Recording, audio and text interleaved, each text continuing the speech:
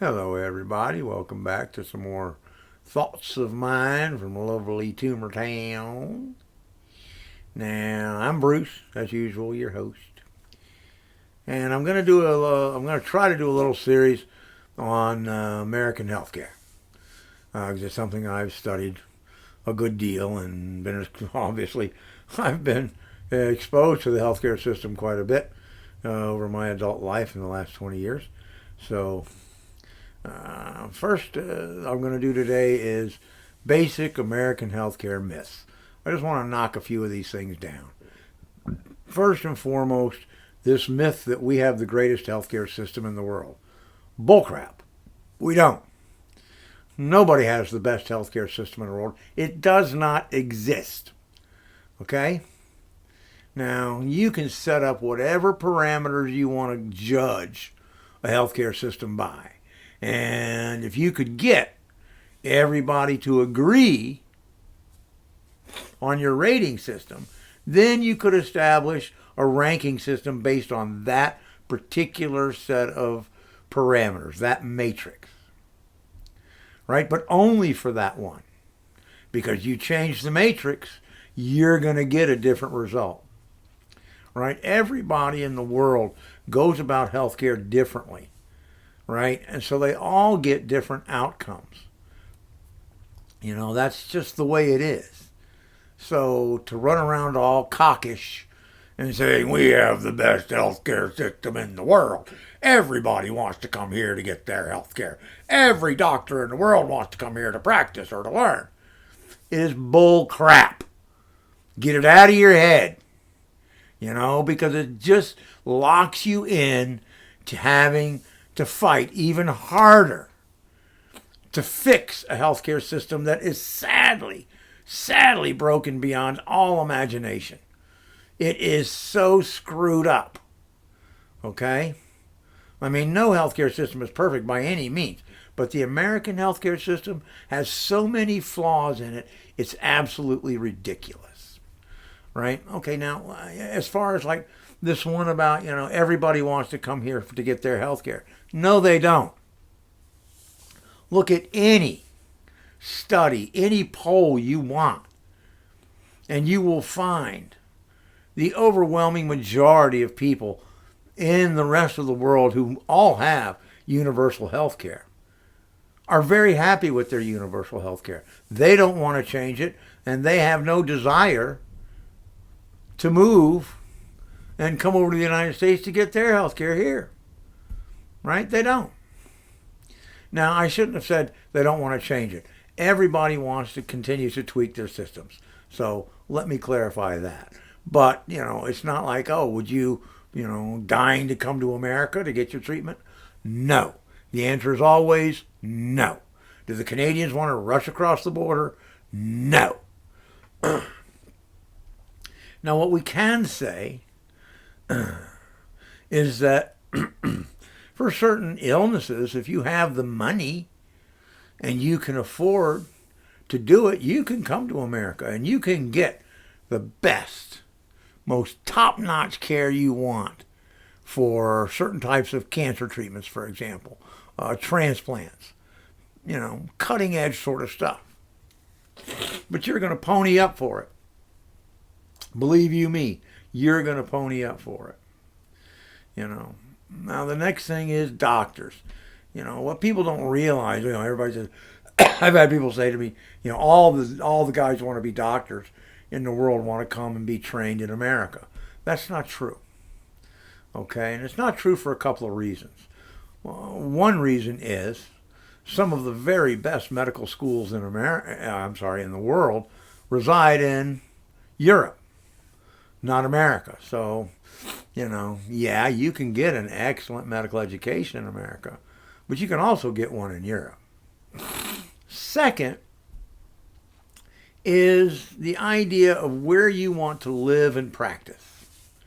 Because if you're just bound and determined because you want to live where you can make the most money possible, where you can just crank the system because it's a pay to play for-profit healthcare system, then yeah, you want to come to America because the game is rigged, right? Because if you want to practice in America, you really need to get your education in America. If you don't get your education in America and you come over and you say, look, I'm here, I got my doctorate degree, and I want to practice as a doctor, the Americans are going to look at you and say, okay, then I need you to go and do another 2 years worth of, schooling, to make sure you understand the American way. Then I'm going to need you to do another 2 years of research internship, residency, right? And then I think it's another 1 year hospital residency. So we're talking 5 years and money for you to do it. Not easy, not cheap, just so you can practice in America. And not everybody wants to do that.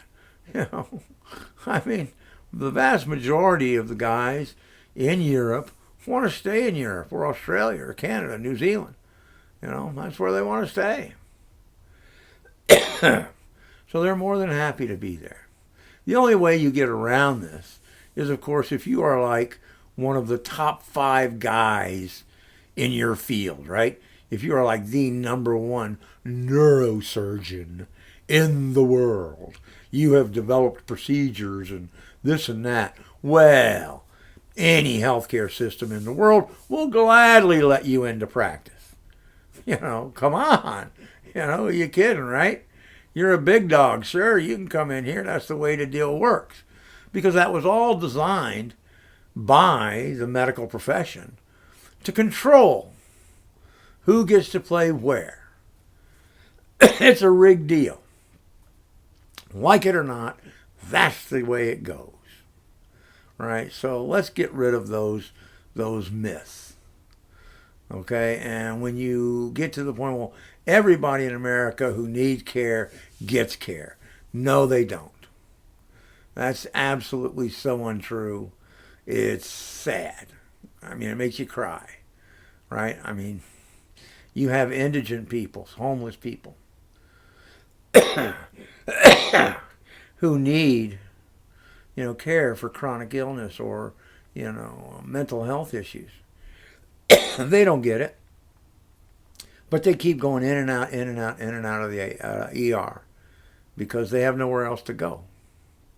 Right? Because that's the one place in America everybody can go and get treated immediately. But the thing is, with the emergency room in America, they're just going to treat you and stabilize you. They're not going to cure you. They're not going to follow up with you. They're not going to do any of that. Right? So, you're only there as long as they want to keep you there. And so you find a lot of people who go in with an illness and, they stabilize the person, tell them, wow, you've got this illness, you need to go see a this specialist or that specialist, but the person's like, well, I have no insurance, I have no way to do this, I'll say, well, we're sorry, that's all we can do for you, bye-bye. Right? There's not really a network set up to guide people to resources to help them. And that is because we are a pay-for-play, for-profit system. So all of the hospital systems compete with each other. So they have no incentive to create things like this. It just doesn't mean anything to them. So these basic myths that we're such a great healthcare system, all this is just malarkey. Just throw it out of your head. Okay? We have a healthcare system. In some cases, it can do great, wonderful things. In other cases, it can kill you. All right? So just bear all that in mind.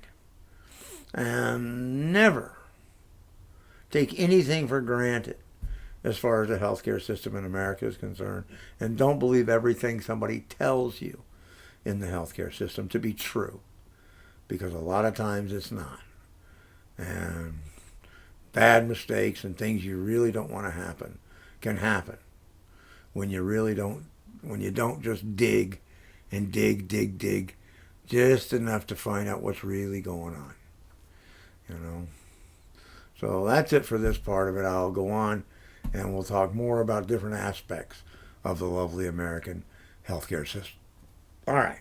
Thank you guys. Peace and hang ten.